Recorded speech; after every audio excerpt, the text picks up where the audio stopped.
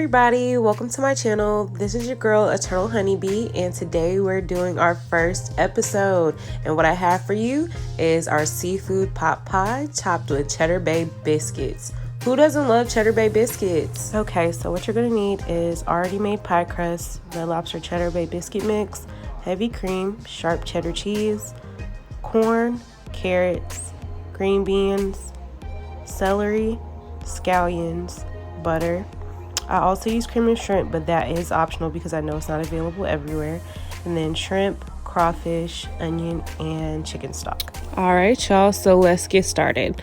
I want to say this first. You don't have to use fresh green beans. I personally prefer fresh green beans just because they give the dish a little bit more of a fresh taste, but you could absolutely use frozen green beans. There's nothing wrong with frozen green beans, and they're like way cheaper and less work because obviously you can tell here that I am cutting the ends off of each individual green bean so we can get those in. We definitely don't want those prickly ends at the bottom of our green beans for this dish. And so here I am getting through all of these green beans, and after we go through and cut the ends off, we're going to go back through and then cut all the green beans down into smaller pieces, because we don't want whole green beans up in this dish. Like, we don't want to take a bite and it just be one long ass green bean coming out of your plate. You know what I'm saying?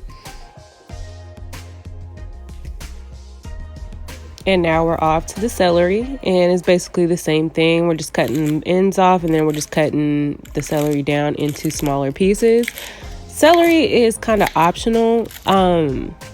You don't taste like the water and the crunchiness, because I know people hate celery. I personally hate celery alone. It's disgusting. But when you put it in the dish, they kind of cook down and you don't get the crunchy water taste that everybody hates, the like stringiness and all that goes away. So here I am cutting them down into smaller pieces. I leave them a little bit chunky, but they're, like I said, they're going to cook down, so you're not really going to be able to notice them in the actual dish. Y'all do not come for me in my comments or anywhere else talking about my knife skills. I am not Gordon Ramsay, and this is not MasterChef. I'm not trying to make this precise. I'm doing the best I can. I'm just a regular girl that just be throwing down in the kitchen, okay? All that matters is this is going to taste good. You hear me? Okay, so we're going to put that off to the side, and then we're going to get started on the yellow onion and the green onion. I love onion flavors and garlic flavors. I usually put extra of that in most of my dishes. You can choose to make any of these vegetables that we're adding any size that you want. They are going to cook down, but if you personally prefer their pieces to be chunkier, then do that. If you like them to be smaller, then do that. I'm just giving you the instructions on how to make these things, and you can do as you see fit because it's your dish. So once that's out the way, we're going to get started on the shrimps. I usually get fresh shrimp just because I believe that the freshness just holds the flavor better. I don't know. Maybe that's just in my head, but that's just what I think. But I have these in the freezer already, so I just thawed them out and they worked out fine. This brand in particular, they already have it deveined and everything, so that also saved a lot of time. As you can see, I'm putting the shells off into a baggie on the side. That's because I'm going to actually use those later to make a shrimp stock. I'm going to put those in the freezer and come back to them later and make a whole soup out of that. But that's going to be on a later date on another video. If you're anything like me, you hate doing dishes. I hate doing dishes. Love cooking, but hate doing the dishes. So I'm going to one pot stop this. We're going to make all the filling in one pot, which is actually a good thing because it really does build the flavor to the filling. So here I am putting the butter and the garlic in there and letting that melt down just a little bit. And we're going to add the shrimp. I added a little bit of seasoning to it, which was a little bit of Cajun seasoning. Didn't want to put a whole bunch because I still do have to add the seasoning to the actual filling. So we're putting it in a pot. I'm going to cook it just a little bit. I don't want to cook it all the way through because we do have to put that in the oven as well.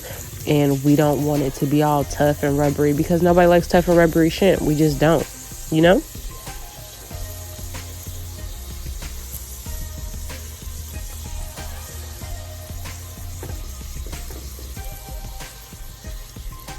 Like I said, we just want them a little bit pink, not all the way cooked through, just like you see here. So once we're done with the shrimp in that same pot, we're going to basically add all of the vegetables that we had, the green beans, the carrots, the corn, the celery, the green onions, the yellow onions. We're all going to put that in that same one pot, and we're going to let those cook down, stirring occasionally, you know, letting everything get evenly coated and whatnot in the butter, and then just let it cook down, just mixing occasionally. And once you got all those vegetables in, you're going to start adding seasoning.